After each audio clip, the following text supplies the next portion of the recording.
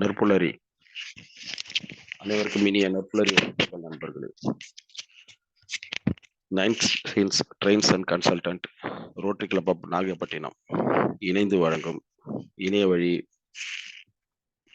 பயிற்சி தளம் நற்புலரி ஜனவரி 1, 2023 முதல் துவங்கி தொடர்ந்து நல்லதொரு நிகழ்ச்சியாக 2024 தொடர்ந்து கொண்டிருக்கிறது.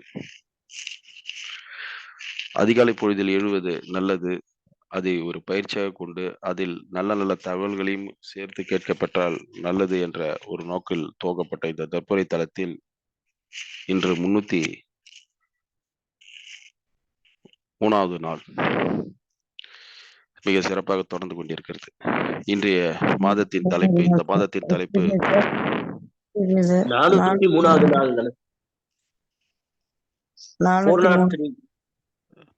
இன்று 404வது நாள்.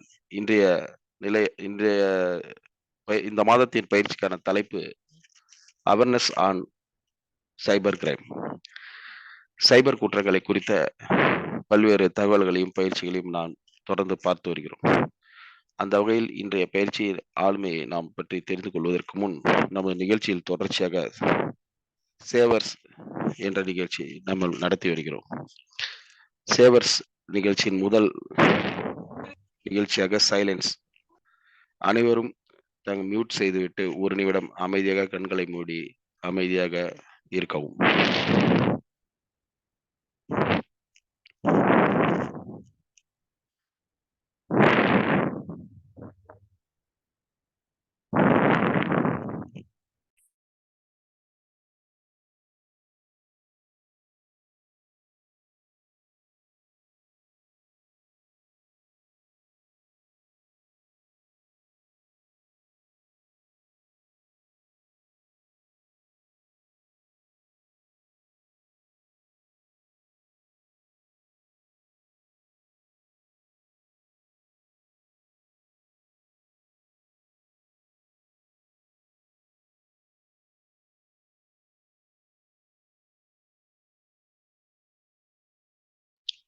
நன்றி. தொடர்ந்து சேவர்ஸில் அடுத்ததாக அஃபர்மேஷன், உறுதிமொழி.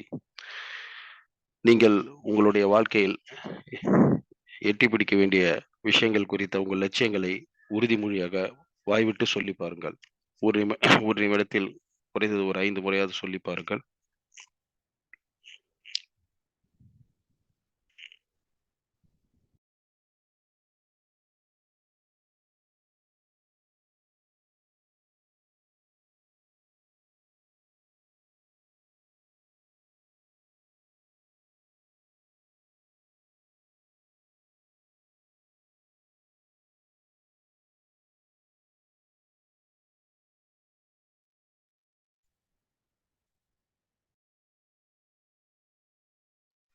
அடுத்ததாக விஷுவலைசேஷன், காட்சிப்படுத்துதல்.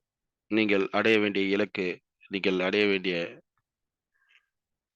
இடத்தை பற்றிய, சம்பவங்களை பற்றிய ஒரு காட்சிப்படுத்துதலை மனதளவில் செய்து பாருங்கள். கண்களை மூடி உங்கள் மனக்கண்ணால் அதை விஷுவலைஸ் செய்து பாருங்கள்.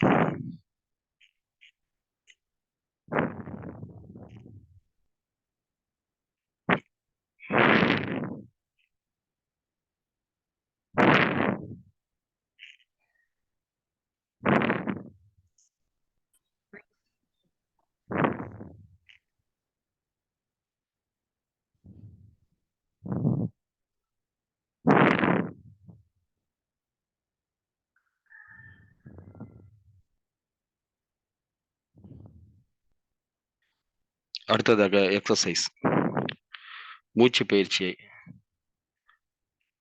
வழக்கமாக நாம் நெஞ்சின் மூலமாக சுவாசிப்போம். அதை விடுத்து அடி வயிற்றிலிருந்து சுவாசியுங்கள். 3 வினாடிகள் மூச்சை இழுத்து 3 வினாடிகள் அடி வயிற்றில் தக்க வைத்து 3 வினாடிகள் வெளியேற்ற வேண்டும். இதுதான் பயிற்சி. தொடர்ந்து இதை 1 நிமிடம் செய்யுங்கள். அடி வயிற்றின் வழியாக மூச்சை உள் சுவாசியுங்கள். 3 வினாடிகள் சுவாசியுங்கள். 3 வினாடிகள் தக்க வையுங்கள். 3 வினாடிகள் வெளியிடுங்கள்.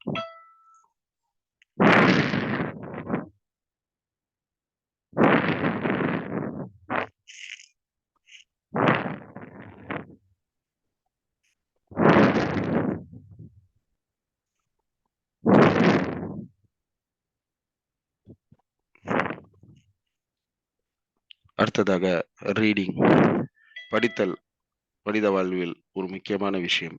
தொடர்ந்து பல விஷயங்களை, முக்கியமான விஷயங்களை படித்து தெரிந்து கொள்வதன் மூலமாக நம் அறிவு விசாலப்படுகிறது. அந்த வகையில் தினம் ஒரு 5 பக்கங்களாவது படிக்க வேண்டும் என்று சொல்கிறார்கள். அதை மெல்ல மெல்ல ஒரு 5 பக்கங்களா படித்தால் ஒரு மாதத்தில் ஒரு புத்தகத்திலிருந்து 2 புத்தகங்கள் வரை படித்து முடித்து விடலாம். சிறிய புத்தகங்களை. இது ஒரு நல்ல பழக்கமாக எடுத்துக்கொண்டால் மிக சிறப்பான ஒரு வாழ்வின் முன்னேற்றமாக அது கருதப்படுகிறது. அடுத்தது ஸ்கிரைபிங், எழுதுதல். மனதில் படும் விஷயங்களை, லட்சியங்களை தொடர்ந்து நாம் எழுதி வருவோமானால் அது அதிகாலை பொழுதில் அது ஒரு சிறந்த ஒரு பயிற்சியாக அமையும். சிறந்த ஒரு முன்னேற்றத்திற்கான ஒரு விளைவாக ஏற்படும். தொடர்ந்து எழுதுவதன் மூலமாக நம்மளுடைய அறிவு விசாலப்படும் மற்றும் நரம்புகள் தூண்டப்பட்டு நல்ல விளைவுகள் ஏற்படும். ஆக இந்த சேவர்ஸ் நிகழ்ச்சியில் சொல்லப்பட்ட விஷயங்களை நாம் ஓய்வு நேரத்தில் அதிகாலை பொழுதில் நிகழ்ச்சி முடிந்த பின்னாவது செய்து பாருங்கள். அது நல்ல பலனை தரும். நன்றி நண்பர்களே. அடுத்ததாக இன்று நாம் பயிற்சி தர நம்ம முன் வந்திருக்கக்கூடிய ஆழ்மை குறித்த அறிமுக நேரம் இது. இன்று நம்முடைய பயிற்சி தர வந்திருக்கக்கூடிய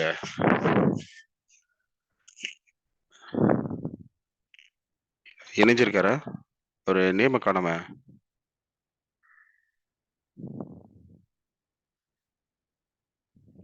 இணைஞ்சிட்டேன்னு சொன்னாரு. கண்ணன் சார், எந்த பேர்ல இணைஞ்சிருக்கீங்க? என்ன பேர்ல வந்திருக்கு? கண்ணன் மாத்திக்கிடுங்க அத.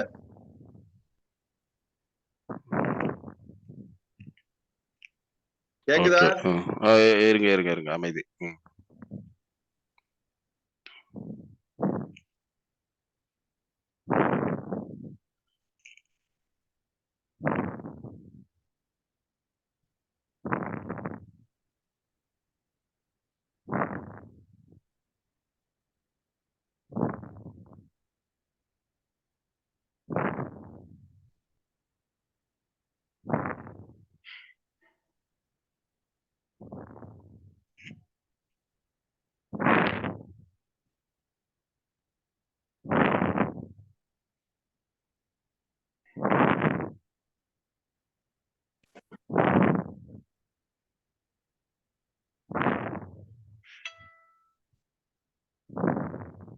கராத்தே கண்ணன் இருக்கு, அதுவா சார்?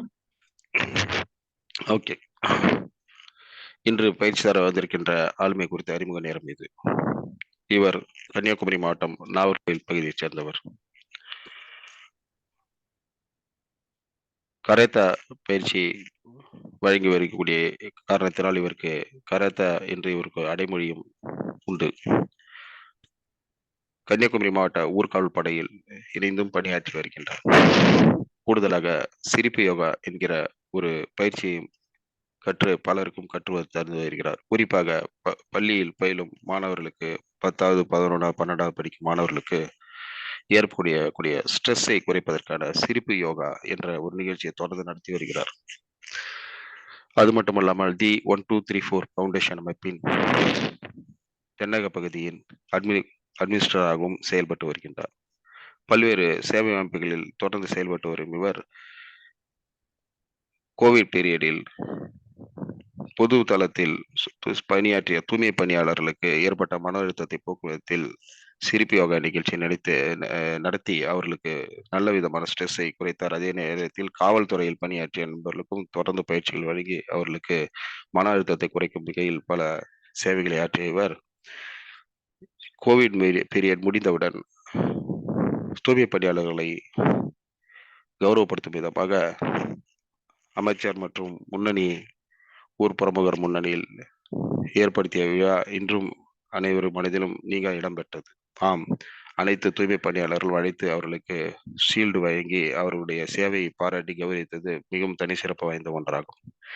ஆக இப்படிப்பட்ட பல அருமையான விஷயங்களை செய்து கொண்டிருக்கக்கூடிய திரு கராத்தே டாக்டர் கண்ணன், ஆம், இவருடைய சேவையை பாராட்டி ஒரு பொதுநல அமைப்பு உலக தமிழ் பல்கலைக்கழகத்தின் மூலமாக இவருக்கு டாக்டர் என்ற முனைவர் பட்டத்தையும் வழங்கியுள்ளது, கௌரவ டாக்டர் பட்டம்.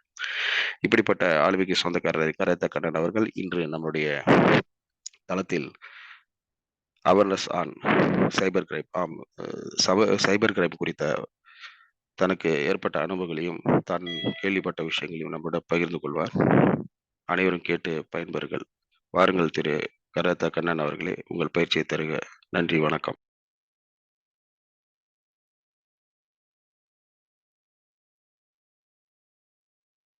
ஆரம்பிச்சிடலாமா? ப்ரொசீட் பண்ணலாம்.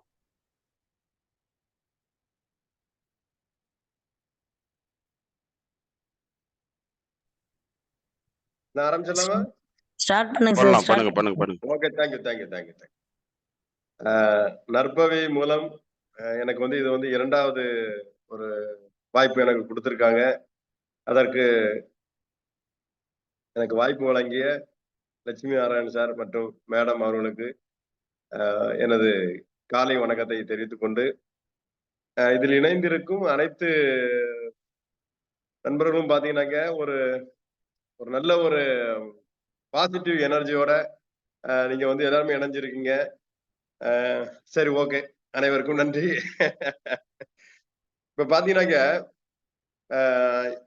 2011 பாத்தீங்கன்னாக்க வெறும் 748 கேஸ் தான் இந்த சைபர் கிரைம்ல வந்து பதிவாயிருக்கு 2011. அதுக்கப்புறம் பாத்தீங்கன்னாக்க 2012 பாத்தீங்கன்னாக்க கிட்டத்தட்ட 13,200, அதாவது 13 எத்தனை மடங்குன்னு கேட்டீங்கன்னாக்க 1,500 மடங்கு அதிகமாக குற்றங்கள் நடந்திருக்கு. ஆனா இப்ப பாத்தீங்கன்னா 2024 பாத்தீங்கன்னாக்க 1 ஹவருக்கு குறைஞ்சபட்சம் 20,000 கேஸ் வந்து ஃபைல் ஆயிட்டு இருக்கு.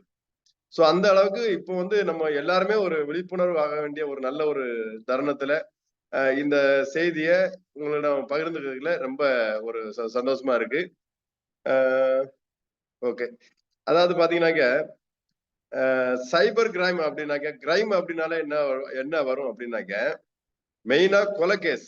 இப்போ வந்து ஒருத்தனை கொலை கேஸ், அப்புறம் வந்து கத்தியால ஒருத்தனை குத்துறது, இல்லைன்னா ஒரு கம்பியார வச்சு ஒருத்தனை அடிக்கிறது, இப்போ இந்த மாதிரி வரும். அது போக பாத்தீங்கன்னாக்க திருடு, அபகரிச்சுட்டு போறது, அப்புறம் இந்த செயினை பறிச்சு போறது, இதெல்லாம் பாத்தீங்கன்னாக்க ஒரு கிரைம்ல வரும், சரிதானா? ஆனா இந்த சைபர் கிரைம் மட்டும் கத்தியின்றி ரத்தமின்றி ஆட்களை வந்து ரொம்ப ஒரு ஒரு குடும்பத்தையே சீர்குலைச்சு அவங்கள வந்து சின்னாபின்னமாக்கக்கூடிய ஒரு மிக ஒரு மோசமான ஒரு கிரைம் அப்படின்னாக்க இந்த சைபர் கிரைம் தான்.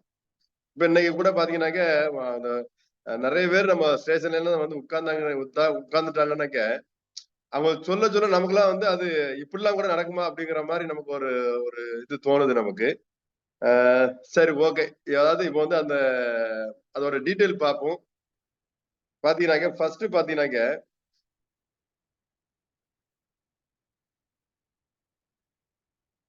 இந்த சைபர் கிரைம் எப்படி வருது அப்படின்னு கேட்டீங்கன்னாக்க முழுக்க ரொம்ப ஈஸி. அதாவது ஒரு ஆளை ஏமாத்துறது வந்து ரொம்ப ஈஸி அப்படிங்கறத வந்து இந்த கம்ப்யூட்டர் மூலமாட்டு இதை என்ன பண்றாங்க, இதை வந்து ப்ரொசீட் பண்றாங்க, சரிதானா?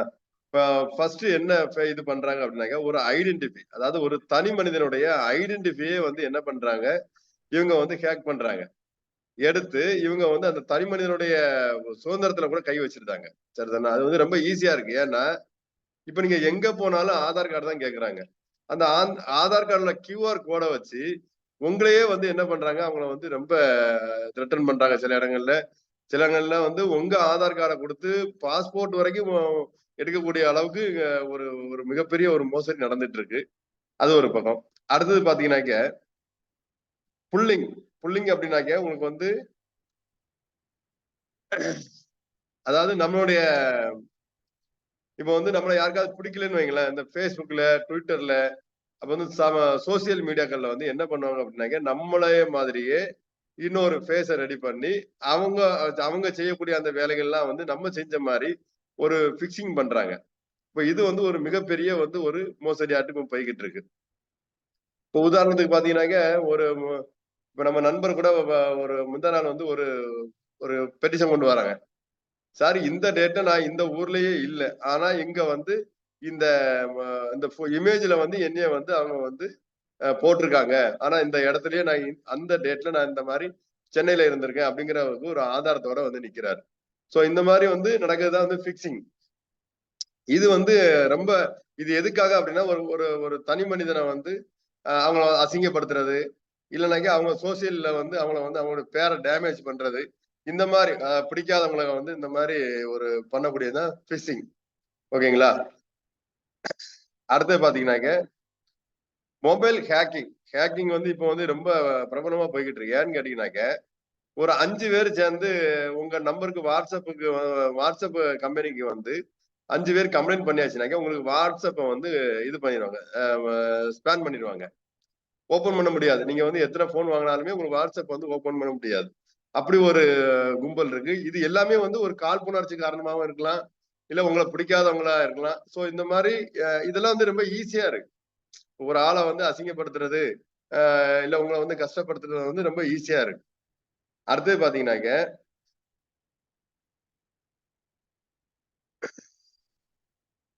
மெயினா பாத்தீங்கன்னாக்க இதுல வந்து உங்களுடைய தகவல்கள் வந்து தயவு செய்து யாருக்கும் கொடுக்காம இருங்க. இப்போ வந்து பேங்க்ல இருந்து கேட்காங்கன்னு சொல்லிட்டு டக்குன்னு என்ன பண்ணாதீங்க, ஆதார் கார்டையோ நம்மளுடைய இந்த இது ஏடிஎம் கார்டுடைய பாஸ்வேர்டே எதுவுமே யாருக்கும் சொல்ல வேண்டாம். இது வந்து நிறைய பேரு டெய்லி சொல்லிக்கிட்டே இருக்காங்க. இப்ப இங்க நம்ம கன்னியாகுமரி மாவட்டத்தை பொறுத்த வரைக்கும் எஸ்பி வந்து டைரக்டா டெய்லி காலையில ஒரு ஸ்டேட்மெண்ட் கூட விடுறாங்க.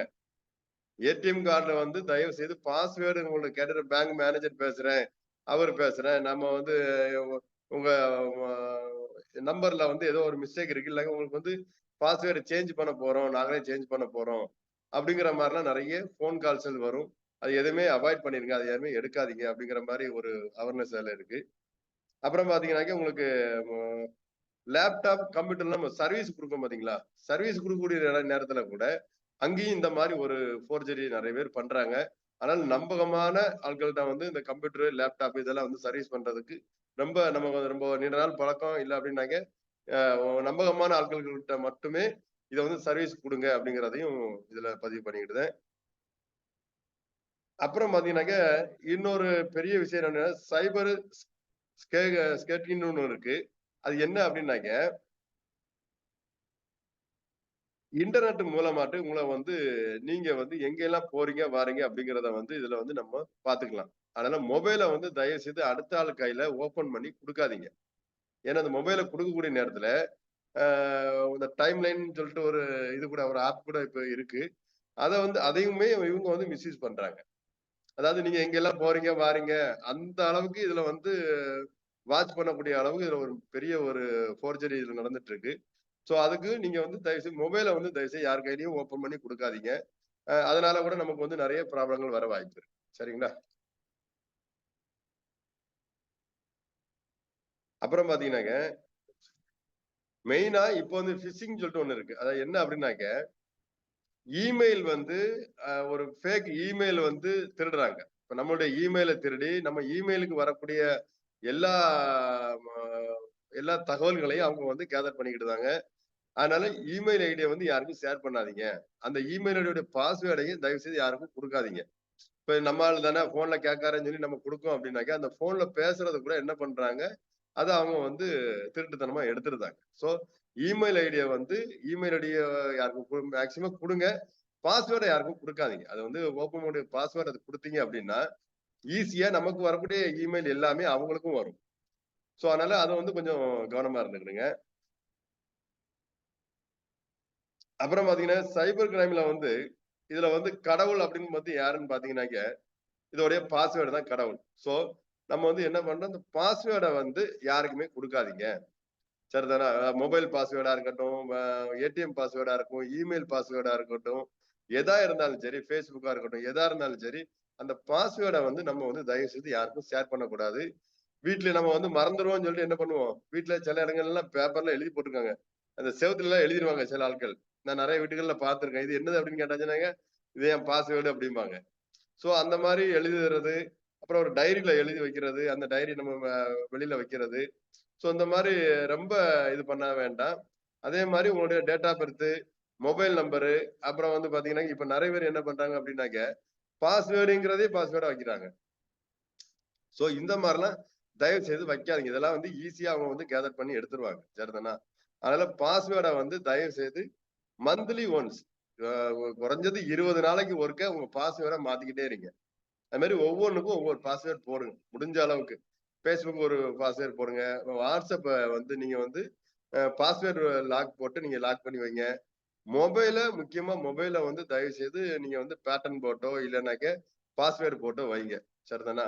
இப்ப வந்து பாத்தீங்கன்னாக்க மொபைல் திருட்டுங்கிறது ரொம்ப ஒரு சர்வசாதாரணமா ஆயிப்போச்சு. முன்னாடி வந்து என்ன சொல்லுவோம் நம்ம, சைக்கிள் திருட்டு மாதிரி இப்ப வந்து மொபைல் திருட்டு வந்து ரொம்ப சர்வசாதாரணமா இருக்கு. இப்ப நம்ம ஸ்டேஷன்ல பாத்தீங்கன்னாக்க ஒரு நாளைக்கு குறைஞ்சது ஒரு 20 கேஸாவது வருது. சார் நான் வந்து மொபைல் வச்சிருந்தேன், நான் பர்சுக்குள்ள வச்சிருந்தேன், பேசிட்டு கீழே வச்சேன் சார், நான் டீ குடிச்சிட்டு பாக்க மேசையில தான் சார் வச்சேன், போய் காசு கொடுத்துட்டு வர்றதுக்குள்ளாடி காணோம். சோ இந்த மாதிரி வந்து மொபைல் திருடுறது வந்து ரொம்ப ஒரு சர்வசாதாரணமா இருக்கு. சோ அதனால நீங்க வந்து தயவு செய்து ரொம்ப கவனமா இருங்க. அதாவது தேவையில்லாத ஆட்களுக்கு அதே மாதிரி நம்ம வந்து இப்போ ஒரு இடத்துக்கு போய்கிட்டு இருக்கோம். டக்குன்னு கேட்பாங்க, உங்க நம்பர் தாங்க சார், ஒரு செல் தாங்க சார், என் ஒய்ஃபுக்கு கூப்பிடணும், ஏதோ ஒரு காரணம் சொல்லி உங்கள்ட்ட கேட்பாங்க. அவங்கள பாருங்க, பார்த்து உங்களுக்கு திருப்தியா இருந்தா மட்டும் அந்த போனை வந்து நீங்க ஓபன் பண்ணி கொடுங்க. இல்ல அப்படின்னாக்க தயவு செய்து கொடுக்காதீங்க. சரிதானா? அப்புறம் பாத்தீங்கன்னாக்க மெயினா இந்த பாஸ்வேர்டு வந்து தயவு செய்து எங்கேயுமே எழுதி வைக்காதீங்க. 20 டேஸ் ஒரு 20 நாளைக்கு ஒருக்க அந்த பாஸ்வேர்டை வந்து நீங்க சேஞ்ச் பண்ணிடுங்க. அப்புறம் பாத்தீங்கன்னாக்க இந்த ஏடிஎம்ல வந்து இப்ப என்ன அப்படின்னாக்க ஒரு நல்ல ஒரு பெனிஃபிட் என்ன வந்திருக்கு அப்படின்னா, ஏடிஎம் கார்டு போட்டாச்சுனாக்க நம்ம செல்லுக்கு வந்து மொபைலுக்கு வந்து என்ன வரும், ஓடிபி வரும். இந்த ஓடிபி வந்து நம்ம எடுக்கிறது வந்து தயவு செய்து ஏடிஎம்ல வந்து ஏடிஎம் கார்டை யூஸ் பண்ணும்போது வேற யாரையும் தயவு செய்து ஹெல்ப்புக்கு கூப்பிடாதீங்க. முடிஞ்ச அளவுக்கு நமக்கு ரொம்ப ரிலேட்டிவ் மட்டும் கையில கொடுத்து, நீங்க ரொம்ப வயதானவங்களா இருந்தாக்க நம்ம கையில கொடுத்து நீங்க வந்து எடுக்கிற மாதிரி சொல்லுங்க. அதே மாதிரி ஏடிஎம் மிஷினுக்கு போய்கிட்டு நீங்க பக்கத்துல நீங்க வந்து ஹெல்ப் தயவு செய்து கேட்காதீங்க. அங்க செக்யூரிட்டி இருந்தாரு அப்படின்னா ஓரளவுக்கு நம்ம ஒரு நம்பலாம். அதனால செக்யூரிட்டி இருந்தா மட்டும் நீங்க அவங்கள்ட்ட பேசி அதை வந்து நீங்க வாங்கிடுங்க. சரிதானா? அப்புறம் பாத்தீங்கன்னாக்க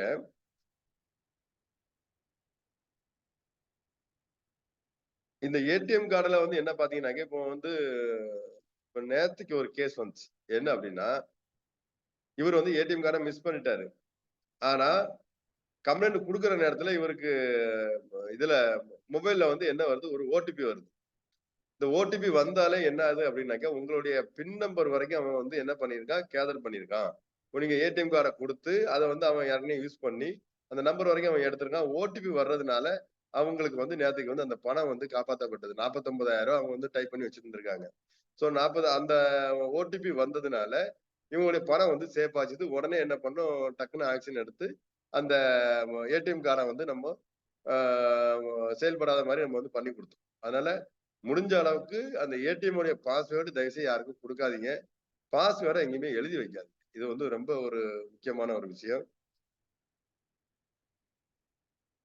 அதே மாதிரி இந்த லிங்க் நிறைய வரும் பாத்தீங்கன்னா, விளம்பரங்கள் நிறைய வரும். அந்த விளம்பரங்கள்ல வந்து வரக்கூடிய எந்த ஒரு இதையுமே நீங்க நம்பாதீங்க. அதே நேரத்துல அவங்க அனுப்பக்கூடிய லிங்கை வந்து தயவு செய்து தொடாதீங்க. இப்ப டைரக்டா ஆர்பிஐல இருந்து வருது அப்படின்னாக்க நமக்கு வந்து அதுல தெளிவாவே தெரியும். ஆர்பிஐல இருந்து வந்திருக்கு அப்படிங்கறது வந்து நமக்கு தெளிவா இருக்கும். மற்ற மாதிரி வரக்கூடிய எந்த ஒரு லிங்கையுமே தயவு செய்து ஓபன் பண்ணாதீங்க. உங்களுக்கு அப்டேட் வருது, உங்களுக்கு போன் அப்டேட் வந்துன்னா போன் அப்டேட் மட்டும் பண்ணுங்க. அது மாதிரி தேவையில்லாத நம்ம வந்து ரீல்ஸ் பார்த்துட்டு இருக்கோம், அது மாதிரி வேற அந்த யூடியூப்ல வேற ஏதாவது பார்த்துக்கிட்டு இருக்கோம் அப்படின்னாக்க, அந்த யூடியூப்ல பார்த்துட்டு இருக்கிற நேரத்துல வந்து வேற ஏதாவது லிங்க் வரும் நமக்கு. நீங்க வந்து இன்னைக்கு மெசேஜ் போடுவாங்க, இன்னைக்கு வந்து உங்களுக்கு வந்து லாட்டரியில ஒரு 50 லட்ச ரூபா விழுந்துட்டு, 1 லட்ச ரூபா விழுந்துட்டு, உங்க அக்கௌண்ட்ல வந்து ஒரு 40,000 கிரெடிட் ஆயிட்டுது.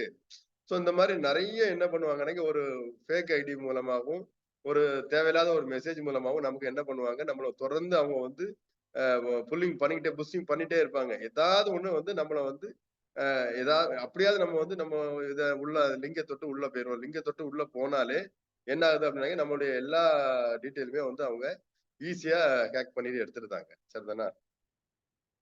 அது மாதிரி இந்த பரிசு பொருள் வந்திருக்கு, உங்களுக்கு வந்து கிஃப்ட் அடிச்சிருக்குது.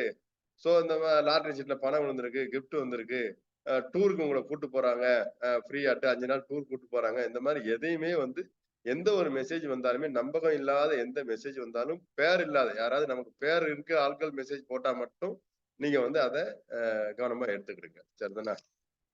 அப்புறம் பாத்தீங்கன்னாக்க மேக்சிமம் இந்த ஃப்ரீ வைஃபை எல்லாம் வந்து அதிகமா யூஸ் பண்ணாதீங்க. முடிஞ்ச அளவுக்கு ஃப்ரீ வைஃபை வந்து அதிகமா யூஸ் பண்ணாதீங்க. அது மாதிரி போன் அப்டேட் வந்து அடிக்கடி செக் பண்ணிக்கிடுங்க. நீங்க வந்து அதை அப்டேட் பண்ணுங்க. முடிஞ்ச அளவுக்கு நமக்கு மொபைல் வந்து நிறைய பேர் மிஸ் பண்ணிட்டு தான் இப்போ வந்து அதிகமான ஒரு கேஸ் நிறைய வருது அப்படின்னாக்க மொபைல் வந்து மிஸ் ஆயிட்டுது அப்படிங்கிற ஒரு இது நிறைய வருது. ஸோ மொபைல் தயவு செய்து கைபேசியை வந்து தயவு செய்து ரொம்ப கவனமா இருங்க. அதே நேரத்துல பாஸ்வேர்டை சேஞ்ச் பண்ணுங்க. இனி உங்களுடைய சந்தேகங்கள் எதா இருந்தாலும் நீங்க இப்ப கேளுங்க. நான் வந்து முடிஞ்ச அளவுக்கு நான் உங்களுக்கு சொல்றேன். தேங்க்யூ. நன்றி நன்றி கண்ணன் சார். நீங்கள் அனுபவிச்ச உங்களுக்கு தெரிந்த சில விஷயங்களை வந்து இங்க சொல்லியிருக்கீங்க. இதை தொடர்ந்து இங்க ஃபீட்பேக் வழங்க இருக்கிறவங்க உங்களுடைய கேள்விகளையும் ஃபீட்பேக்கையும் வழங்கலாம். கேள்வி கேட்கலாம். உங்களுக்கு என்ன டவுட் இருக்கோ நீங்க கேளுங்க, நான் நோட் பண்றேன். Major Narayanan sir hand rice பண்ணியிருக்கீங்க. ஓகே, ஃபீட்பேக் வரும். ரொம்ப அற்புதமா இருந்தது. நிறைய நீங்க பார்த்த நிறைய அழகான கேஸ்லாம் சொன்னீங்க. நீங்க சந்திச்ச கேஸ்லயே ரொம்ப வித்தியாசமானதாகவும் ரொம்ப புதுமையானதா ஏதாவது கேஸ் சொல்ல முடியுமா ஐயா? எங்களுக்கு இன்னும் கொஞ்சம் தெரிஞ்சுக்கிறதுக்கு. அதுல பாத்தீங்கன்னாக்க இப்ப ரீசெண்டா வந்து பாத்தீங்கன்னாக்க இந்த ஒரு விஷயம் தான் சார். இப்ப நேத்துக்கு வந்த கேஸ் தான். அதாவது ஏடிஎம் கார்டு பர்ஸ்ல மிஸ் பண்ணிட்டாங்க. அப்போ ஸ்டேஷன்ல வந்து நிக்கிறாங்க. செல்போன்ல வந்து ஒரு கரெக்டா ஒரு 10 நிமிஷத்துல ஒரு ஓடிபி வருது. அவன் என்ன பண்ணிட்டான், அந்த பஸ் ஸ்டாண்ட்ல இருந்து அவருக்கு பர்ஸை எடுத்து அந்த பஸ் ஸ்டாண்ட் உள்ள ஏடிஎம்ல என்ன பண்ணிருக்கான், போய் ஏடிஎம்ல பணம் எடுக்க போயிருக்கான். சோ அவனை வந்து நாங்க ஒரு ஹாஃப் அன் ஹவர்ல வித்தின் ஹாஃப் அன் ஹவர்ல நாங்க பிடிச்சிட்டோம் அவனை. ஏன்னா அவங்க வந்த டைமிங்கும் நாங்க இருந்த அந்த செட்டப்பும் ரொம்ப ஈஸியா இருந்துச்சு. அவங்க வந்ததுமே அந்த ஓடிபி வந்தது அவர் வந்து எங்களுக்கு நாங்க அலர்ட்டான காரணமே அந்த ஓடிபி வந்தது தான். டக்குன்னு பார்த்ததுல அந்த சரௌண்டிங்ல இருக்கக்கூடிய 2 ஏடிஎம் தான். 2 ஏடிஎம்ல வந்து எஸ்பிஐ ஏடிஎம்ல வந்து அந்த பையன் சிக்கிக்கிட்டான். ரொம்ப சின்ன பையன். இப்போ வந்து திருடன்லாம் வந்து முன்னாடிலாம் பாத்தீங்கன்னா ஒரு ஏரியால ஒரு தெரியும் நமக்கு. ஸ்டேஷன்ல வந்து நமக்கு தெரியும். இந்த ஏரியாவா ஒரு 3 பேர் இருப்பான்பா அப்படிங்கிற மாதிரி நமக்கு தெரியும். ஆனா இப்ப உள்ள காலகட்டங்கள்ல யாரு திருடன், எவன் வந்து எப்போ திருடனா மாறுறாங்க அப்படிங்கிறது கூட நமக்கு வந்து ரொம்ப கஷ்டமா இருக்கு. சோ அதனால அந்த ஒரு கேஸ் வந்து நமக்கு நேத்து ரொம்ப ஒரு ருசிகரமா இருந்துச்சு. ஏன்னா ஜஸ்ட் அவன் வந்து கம்ப்ளைண்ட் பண்ணிட்டு இருக்கக்கூடிய வேலையில அவனுக்கு ஓடிபி வருது. சோ கையும் களமா நம்ம வந்து அந்த பையனை பிடிச்சி அந்த ஏடிஎம் கார்டு, அவங்க பர்ஸ், அதுல இருந்த பணம் எல்லாமே வந்து வாங்கி கொடுத்தது வந்து ரொம்ப ஒரு நெகிழ்ச்சியான தருணம். ரொம்ப சந்தோஷமா இருந்துச்சு. ரொம்ப ரொம்ப நன்றி. இல்ல அருமையா சொன்னீங்க. நிறைய இந்த செக்லிஸ்ட்லாம் சொன்னீங்க, என்ன பண்ணணும்னு சொல்லிட்டு, என்ன பண்ணக்கூடாததும் சொன்னீங்க. ரொம்ப நல்லா இருந்தது. வணக்கம். தேங்க்யூ. நன்றி நன்றி சார். தொடர்ந்து பிருத்திவிராஜன் சார் உங்களுடைய ஃபீட்பேக் ஏறாங்களா?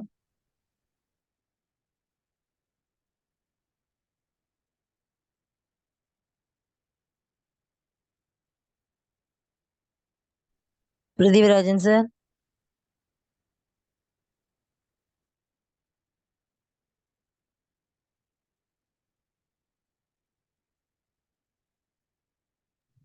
சார் உங்க வாய்ஸ் எதுவுமே கேட்கல சார். நீங்க மியூட் ஆயிட்டீங்கன்னு நினைக்கிறேன். கொஞ்சம் மியூட் அன்மியூட் பண்ணிட்டு பேசுங்க. Hello Prathivathan sir. சரி, அப்புறம் இன்னொரு தகவல் கூட சொல்றேன். அதாவது போன் நம்ம வாங்குறோம்ல, புது போன் நம்ம வாங்குறோம், அதோடைய பில்லு, அதோடைய பாக்ஸ் எல்லாமே வந்து நம்ம தயவு செய்து பத்திரப்படுத்தி வச்சே ஆகணும். ஏன்னா வேற வழி இல்லை. இப்ப வந்து நேற்றுக்கு வந்து ஒரு கேஸ் வந்து ஒரு பொண்ணு, ஒரு காலேஜ் படிக்கிற பொண்ணு மொபைலை மிஸ் பண்ணிட்டாங்க. கடைசியில பாத்தீங்கன்னாக்கா அந்த மொபைல் வந்து வேற யாரும் கிஃப்டா வாங்கி கொடுத்துட்டாங்க. ஸோ இவங்க கையில பில்லு இல்லை, அந்த பாக்ஸ் இல்லை, அந்த ஐஎம்ஐ நம்பர் வந்து எங்களால எடுக்க முடியல.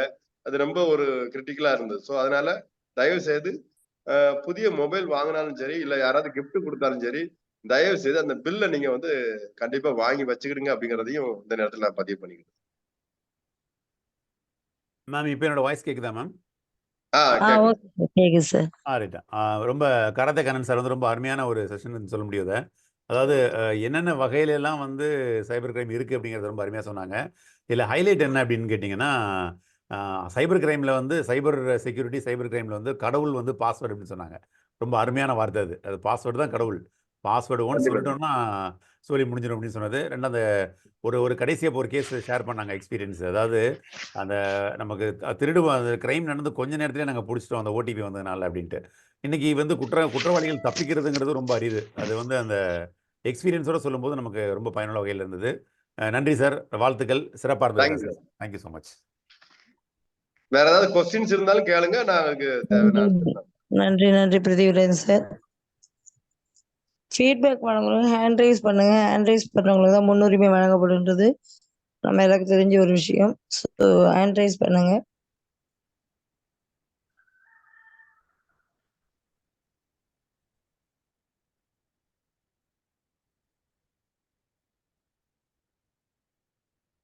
ஓகே,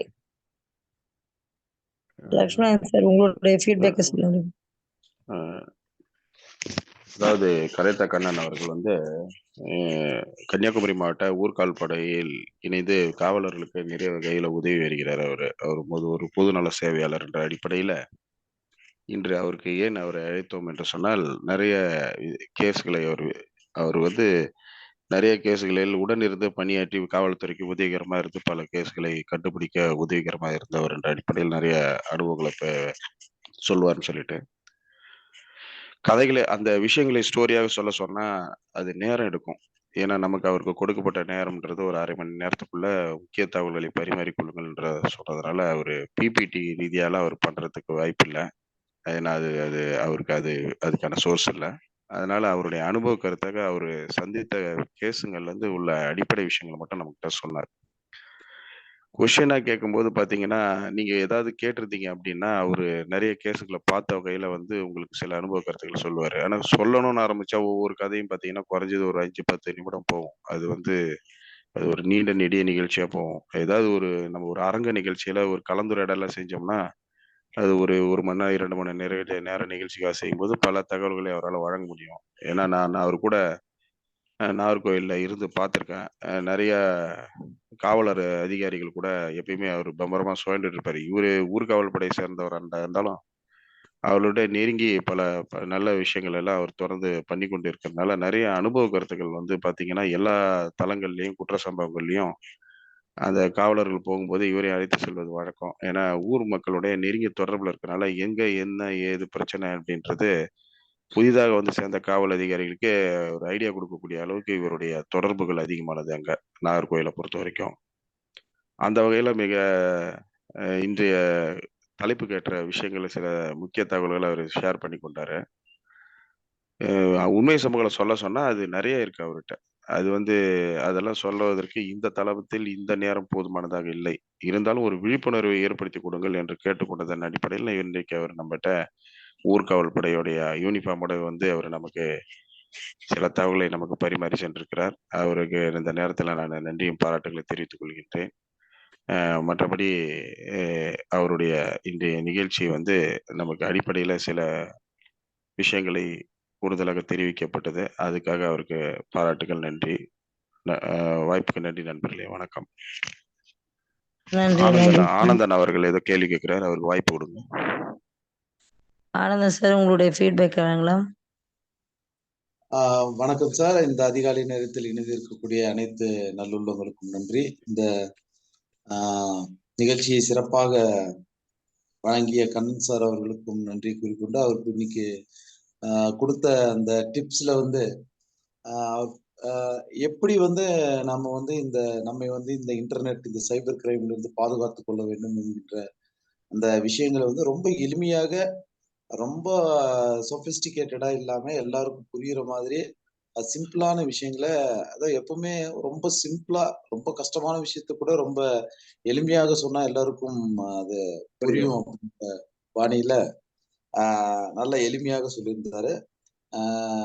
அவருக்கு என்னுடைய வாழ்த்துக்கள். அவருக்கு எனக்கு ஒரே ஒரு கொஸ்டின் என்ன அப்படின்னா, நாம ஏதாவது இந்த சைபர் கிரைம்ல வந்து ஒரு பேங்க்ல இருந்தே நம்மளுடைய பணம் திருட்டு போகுது அப்படிங்கும்போது, இதுக்கு ஏதாவது இத்தனை மணி நேரத்துக்குள்ள நாம வந்து ஒரு கம்ப்ளைண்ட் வந்து ரைஸ் பண்ணா நமக்கு அந்த பணம் திரும்ப கிடைக்கக்கூடிய ஒரு வாய்ப்பு இருக்கு அப்படிங்கிற மாதிரி, அதாவது கோல்டன் பீரியட் அப்படின்னு சொல்லுவாங்க இல்லைங்களா, எந்த இதுலயும் அந்த மாதிரி ஒரு கோல்டன் பீரியட் இருக்கா? அப்படி நம்ம இழக்கும்போது நமக்கு வந்து அது திரும்ப கிடைப்பதற்கான அந்த வாய்ப்புகள் எவ்வளவு? இதை மட்டும் சுருக்கமா சொன்னாருன்னா நல்லா இருக்கும். நன்றி சார். Thank you sir. நல்ல ஒரு கொஸ்டின் கேட்டீங்க. அதாவது பேங்கிங் சிஸ்டமே வந்து கொஞ்சம் பாத்தீங்கன்னா கொஞ்சம் ரொம்ப ஒரு டீப்பானது, ரொம்ப ஒரு செக்யூர் ஆனது. ஸோ அந்த மாதிரி இதுல வந்து நீங்க சார் சொன்ன அந்த டைமிங் வந்து ரொம்ப முக்கியம். இப்ப நமக்கு வந்து எஸ்எம்எஸ் வந்த ஒரு ஒரு 10 நிமிஷம் நம்ம கேப்ல நம்ம பார்த்துட்டோம் அப்படின்னா அந்த பணத்தை வந்து நம்ம திருப்பி ரீஃபண்ட் எடுக்கிறதுக்கு ஒரு வாய்ப்பு இருக்கு அதுல. ஏன்னா அது வந்து ஒரு ஆர்பிஐல வந்து ஒரு ரூல்ஸே இருக்கு. இப்ப ரீசெண்டா ஒரு ஒரு பேப்பர்ல ஒரு நியூஸ் கூட பார்த்திருப்பீங்க. எத்தனையோ கோடி ரூபாய் ஒரு ஆட்டோ டிரைவருக்கு வந்து கொடுத்துட்டாங்க. அதே மாதிரி அதை வந்து நம்ம டக்குன்னு அவங்க எடுத்துட்டாங்க. உடனே அதை எடுக்கிறதுக்கு முன்னாடி அவர் வந்து என்ன பண்ணிட்டாரு, 30,000 அதுல இருந்து எடுத்துட்டாரு. 500 கோடி ரூபாய் என்னவோ வந்து போனதுல 30,000 அவர் எடுத்துட்டாரு. சோ இந்த மாதிரி அந்த டைமிங் வந்து ரொம்ப முக்கியம் சார். இப்ப வந்து நம்ம செக் மிஸ் ஆச்சுது அப்படின்னாக்க நம்ம வந்து என்ன பண்ணலாம், செக் நம்பரை போட்டு நம்ம எழுதி கொடுத்துடலாம். அந்த ரூபாயை வந்து அதுக்குதான் நம்ம அக்கௌண்ட் பே பண்ணி நம்ம வந்து செக் கொடுக்குறோம். சோ அதனால அதுல வந்து பெரிய அளவுல நமக்கு வந்து பாதிப்பு இருக்க வாய்ப்பு இல்லை. அதே மாதிரி நீங்க சொன்ன அந்த அக்கௌண்ட்ல வந்து இப்ப பணம் வந்து காணாம போகுது அப்படின்னாக்க நீங்க இம்மிடியட்டா பாக்குறது பெஸ்ட். சோ அதுக்கு ஆனா நீங்க வந்து அது அந்த பணத்தை வந்து அவங்க திருடிட்டு போக முடியாது. ஆனா யாருங்கிறத கண்டுபிடிச்சிடலாம். அதுல வந்து எந்த மாற்று கருத்தும் இல்லை. சோ ஆனா வந்து அந்த டைமிங் வந்து நீங்க எவ்வளவு சீக்கிரமா அதை நீங்க கம்ப்ளைண்ட் ரைஸ் பண்றீங்களோ அவ்வளவு சீக்கிரம் நமக்கு வந்து ரெட்டிஃபை ஆகி கிடைக்கிறதுக்கு ஒரு வாய்ப்பு இருக்கு sir. Thank you Kannan sir. Anand sir thank you. Jacqueline ma'am உங்களுடைய ஃபீட்பேக் வாங்கலாம். வணக்கம் மேடம். நட்புலரி காலை வணக்கம். இன்னைக்கு சார் வந்து நிறைய தகவல்கள் நமக்கு அழகா சொன்னாங்க. அதுல முக்கியமா நான் எடுத்துக்கிட்டேன்னா மொபைல் வந்து யாருக்கும் கொடுக்க கூடாது நம்பி அப்படின்னு சொன்னாங்க. ஆனா நம்ம சில இடத்துல வந்து சிலவங்க செத்த கொடுங்க மிஸ் பண்ணிட்டோம் ஃபோன் பண்ணணும் அப்படின்னு கேட்கறப்ப நம்ம அந்த சுச்சுவேஷன்ல கொடுக்குற மாதிரிதான் நமக்கு சில நேரத்துல வருது. ஆனால் நம்ம அவாய்ட் பண்ண முடியல அவங்கள பாக்குறப்ப. அதனால நம்பி சில இடத்துல வந்து நம்ம கொடுத்து ஏமாந்துடும். எனக்கு தெரிஞ்ச மேடம் ஒரு நிமிஷம், நம்ம வந்து குடுக்கலாம் மேடம். ஆனா வந்து அவங்க கையில மொபைல் கொடுக்க கூடாது. என்ன பண்ணணும் அப்படின்னாக்க அவங்கள்ட்ட நம்பர் வாங்கணும். நீ யார்கிட்டப்பா பேசுறேன்னு கேட்கணும். அவங்க வந்து யார் பேசுறாங்கிற ஒரு உறவு முறையை சொல்லுவாங்க. ஒய்ஃபிட்ட, அம்மாட்ட, தம்பிட்ட, அந்த மாதிரி ஏதாவது ஒரு உறவுமுறை சொல்லுவாங்க.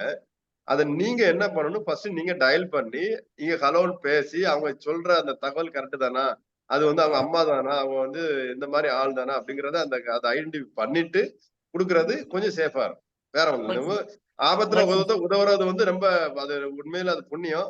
ஆனா அதே நேரத்துல அவங்க சொல்லக்கூடிய உறவு முறைதான் அதை எடுக்கிறாங்களா அப்படிங்கறத இங்க கன்ஃபார்ம் பண்றதுல தப்பு கிடையாது. பேசிட்டு நீங்க கொடுக்கலாம், தப்பு இல்லை. Okay sir, thank you sir. இனிமேல் அது அதனால சில இடத்துல குடுக்கறதுக்கு யோசனை பண்ணிட்டு வந்துரும், பயமா இருக்கு அப்படின்னு சொல்லிட்டு. இல்ல நீங்க வந்து பண்ணலாம். அது நம்ம வந்து ஒரு ஃபேஸ பார்த்தாலே தெரியும். அதேதான் வந்து ரொம்ப உண்மையிலேயே அவங்க வந்து ஒரு அவசரத்துல இருக்காங்க அப்படிங்கறத வந்து நம்ம அந்த ஃபேஸ் வேலையை நம்ம பாத்துருவோம்.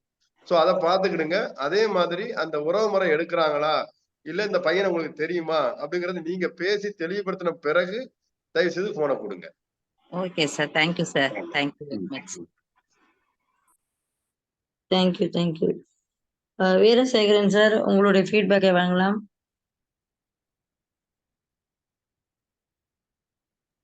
அன்புகளுமே அனைவருக்கும் இனிய காலை வணக்கம். திரு கண்ணன் அவர்களுக்கு மிகப்பெரிய பாராட்டுதலையும் நன்றியும் குறிக்கொள்ள கடமைப்பட்டிருக்கிறேன். சார் சொன்னப்ப ஒரு பதத்தை யூஸ் பண்ணாரு, கத்தியின்றி ரத்தமின்றி யுத்தம் ஒன்று நடக்கிறதுன்னு. அது நம்ம வந்து எவ்வளவு புனிதமான இதுங்கிறது நமக்கு எல்லாருக்கும் தெரியும். ஏன்னா அதை எங்க நம்ம பயன்படுத்தணும்னா நம்மளுடைய சுதந்திரம் அடைகிறதுக்காக பயன்படுத்தினது. ஆனா அதே கத்தியின்றி இன்னைக்கு எல்லாரையும் கஷ்டப்படுத்துறதுக்காக அது மாதிரி ஒரு யுத்தத்தை நடத்திட்டு இருக்கோம். இந்த சைபர் கிரைம்ல நல்லா எல்லாத்தையும் கோர்வைப்படுத்தி சொன்னாங்க. ஒண்ணு சாருக்கு நான் வந்து இதா சொல்றது என்னன்னா, சில பணிகள் வந்து ஜாப்னு சொல்லுவோம். நான் வந்து வேலை செய்கிறேன், ஏன்னா அது ஊதியத்துக்கும் அதுக்கும் நேரடி தொடர்பு ஜாப். சில துறைகள்ல தான் நான் சேவை புரிகிறேன்னு சொல்ல முடியும். தலை நிமிர்ந்து சேவை புரிகிறேன், I am serving as a police. அந்த துறையில நான் சேவை புரிஞ்சுக்கிட்டு இருக்கேன்னு தலை நிமிர்ந்து சொல்ல முடியும். அந்த அளவுக்கு இது ஒரு பெரிய இது. உங்களுடைய வாழ்க்கையில நீங்க செய்கின்ற இந்த மாதிரி சேவையெல்லாம் உங்களுக்கு மனநிறைவையும் பெரிய ஒரு வாழ்க்கை நெறியையும் தரும். அதுக்கு வாழ்த்துகளோடு நன்றி கூறி விடைபெறுகிறேன். நன்றி. Thank you sir. நன்றி சார். தொடர்ந்து ராஜகோபாலன் சார் உங்களுடைய ஃபீட்பேக் வழங்கலாம். வணக்கம். இந்த நிகழ்ச்சியை ஒருங்கிணைத்துக் கொண்டிருக்கிறது 400 நாட்களை கடந்து 400க்கு மேற்பட்ட நிகழ்ச்சிகள் நடத்திருக்கிறீங்க. சிறப்பாக வழிநடத்திக்கிட்டு இருக்க உங்களுக்கும் இந்த நேரத்தில் நன்றி தெரிவித்து. அப்போ இந்த நிகழ்ச்சி நேற்று இரவு தான் நண்பர் வந்து ஷேர் பண்ணியிருந்தார் கண்ணன். இந்த வாய்ப்பு இன்னைக்கு கலந்துக்கணும் அப்படிங்கிறதுனால நான் விடிகாலில் ஒரு 3 மணிக்கே முடிச்சிட்டேன். அப்போலேருந்து அந்த ஒரு யூடியூப்ல வந்து ஒரு நல்ல நிகழ்ச்சியை வந்து கேட்டுக்கிட்டு இருந்தோம் 1.5 மணி நேரமா. அதுக்கப்புறம் தூக்கம் வந்துருச்சு. இருந்தாலும் இன்னைக்கு கண்ணனோட நிகழ்ச்சி இன்னைக்கு கலந்துக்கணும் அப்படிங்கிற காரணத்தினால அந்த தூக்கத்தையும் கட்டுப்படுத்திக்கிட்டு இந்த நிகழ்ச்சியில் இப்போ கலந்துக்கிட்டு இருக்கேன். ரொம்ப சிறப்பு. இந்த வாய்ப்பு கொடுத்த கண்ணனுக்கு நன்றி. அப்புறம் அந்த முக்கியமாக நான் ஒரு கேட்கணுங்க. நன்றி கண்ணன். முக்கியமாக நான் கேட்கணும்னு விரும்பப்படுறது என்னன்னாக்கா, நான் செஞ்சுக்கிட்டு இருக்க பணியில் வந்து பணத்தோட தொடர்புடைய வங்கியோட தொடர்புடைய பணியை தான் அதிகமாக நான் பண்ணிக்கிட்டு இருக்கேன். சிலர் வந்து முகம் தெரியாத நபர்கள் வந்து ஜிபே பண்ணி கொடுக்க சொல்லி கேட்குறாங்க. அவங்களுக்கு நான் வந்து செஞ்சு கொடுக்கும்போது எனக்கு தெரியாத நபர்களால ஏதாவது இடர் வர்றதுக்கு வாய்ப்பு இருக்கா? அந்த மாதிரி கேசஸ் எதுவும் நீங்க இது வரைக்கும் நீங்க ஹேண்டில் பண்ணிருக்கீங்களா அப்படிங்கிறத தெரிவிச்சீங்கன்னாக்கா எனக்கு நல்லா இருக்கும். நம்ம கண்டிப்பா கண்டிப்பா கண்டிப்பா கண்டிப்பா நிகழ்ச்சியில அது எப்பவுமே வந்து கலந்துகிட்டவங்களுக்கும் ஒரு கேள்வியில தான் இப்ப நிறைய பேர் மனசுல நினைச்சிருப்பாங்க, அவங்க கேட்க முடியாது. ஆனா ஒரு ஆள் கேட்கும் போது அவங்களுக்கும் சேர்த்து நான் வந்து இந்த ஆன்சரை சொல்றேன். அதாவது என்ன அப்படின்னாக்க, முக்கியமா பாத்தீங்கன்னாக்க ஜிபே பண்றதுங்கிறது வந்து அந்த டிரான்சாக்சனே வந்து பாத்தீங்கன்னாக்க பேங்க்ல அந்த டீட்டெயில் இருக்காது. முதல்ல தெரிஞ்சுக்கிடுங்க. நம்ம ஜிபே பண்ணக்கூடிய எந்த ஒரு டிரான்சாக்சனும் அவங்களுடைய பேங்க்ல வந்து கண்டிப்பா வந்து அந்த டீட்டெயில் தெரியாது. அந்த டிரான்ஸ்ஃபர் அமௌண்ட் ஃபிகர் போகுமே தவிர, இது வந்து அந்த டிரான்ஸ்ஃபர் வந்து ஒரு ஐடியில தான் இருக்குமே தவிர இவங்க வந்து அதை பண்ண மாட்டாங்க. சோ இது ஒரு பக்கம். ரெண்டாவது என்ன அப்படின்னு கேட்டீங்கன்னாக்க, இது வந்து ஒரு உதவிதான். ஏன்னா இப்ப வந்து ஜிபேங்கிறது வந்து நடமாடி ஏடிஎம் மாதிரி ஆயிப்போச்சு. இப்போ மொபைல் வந்து இப்போ இன்னும் நிறைய பேர் பட்டன் செல் வச்சிருக்காங்க. அவங்களுக்கு எல்லாம் அந்த ஜிபே ஆப்ஷன் வந்து தெரியவும் செய்யாது. அவங்க வேணும்னே வைக்காம கூட இருக்கலாம். இப்படி நிறைய பேர் என் ஃப்ரெண்ட்ஸ் எல்லாம் வந்து இப்போ 1-2 பேர் வந்து இந்த பட்டன் செல் தான் வச்சிருக்காங்க. என்னன்னு கேட்டா வாட்ஸ்அப் கூட யூஸ் பண்ணல அவங்க. ஆனா அவங்க வந்து அக்கௌண்ட் பேலன்ஸ் எல்லாம் பாத்தீங்கன்னாக்க கிட்டத்தட்ட லேக்ஸ் கணக்குல இருக்கும். சோ அவங்களே வந்து விழிப்புணர்வோட இது இருக்காங்க, அப்படி இருக்காங்க.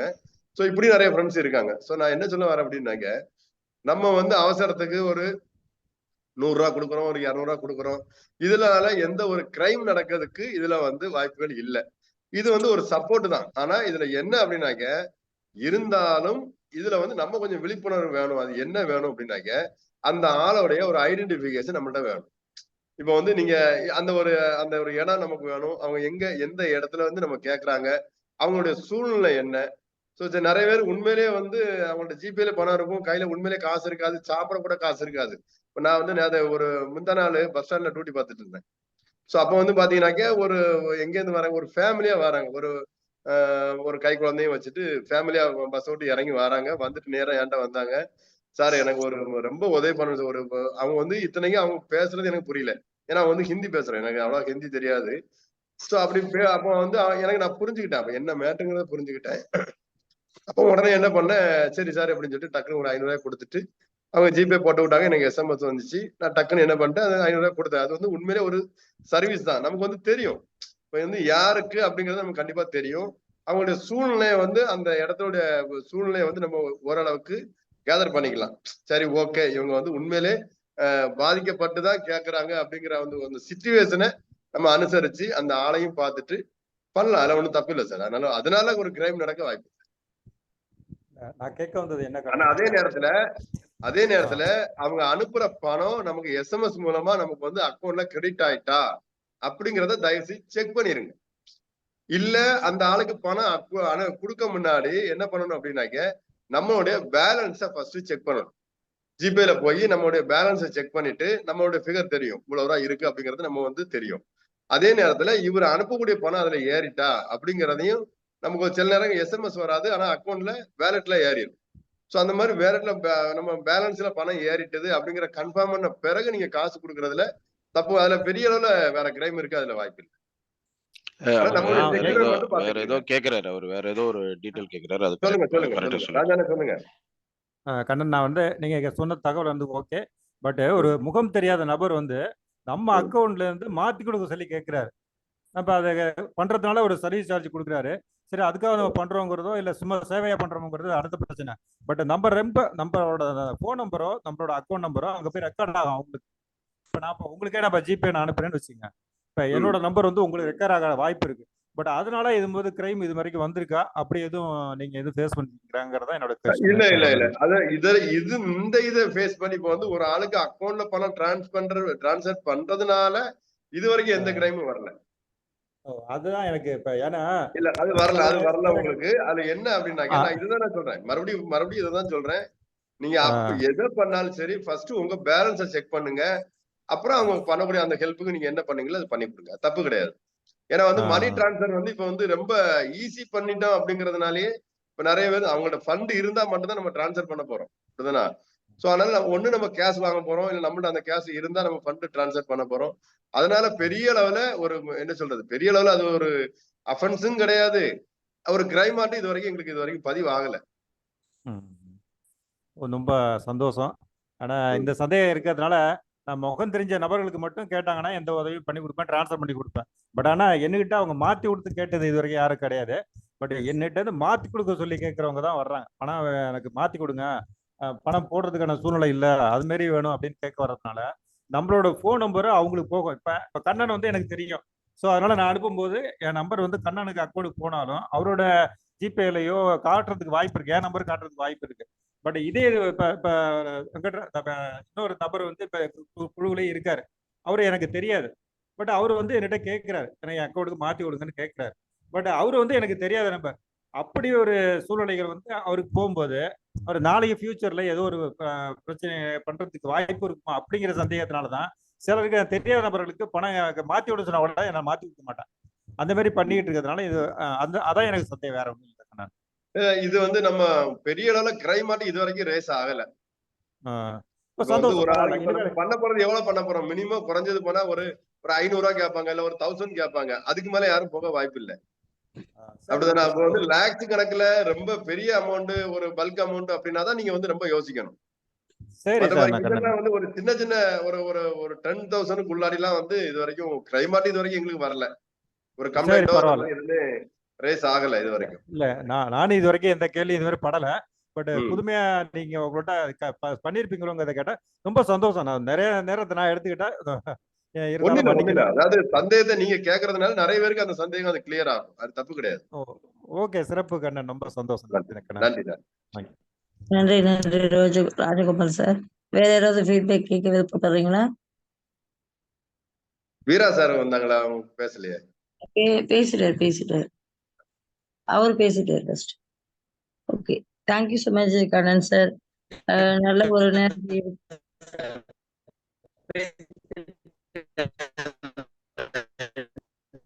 வாய்ஸ் கிளியரா கேட்கலீங்க சார். வாய்ஸ் கிளியரா இல்லைங்க.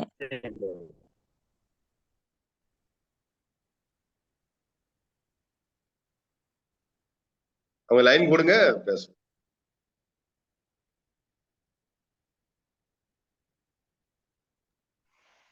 இல்ல வாய்ஸ் பிரேக் ஆகுது, க்ளோஸ் பண்ணுங்க time. Okay, thank you so much Kannan sir. இன்னைக்கு வந்து நல்ல ஒரு செஷன் எடுத்து கொடுத்துருக்கீங்க. உங்கள் அனுபவத்தையும்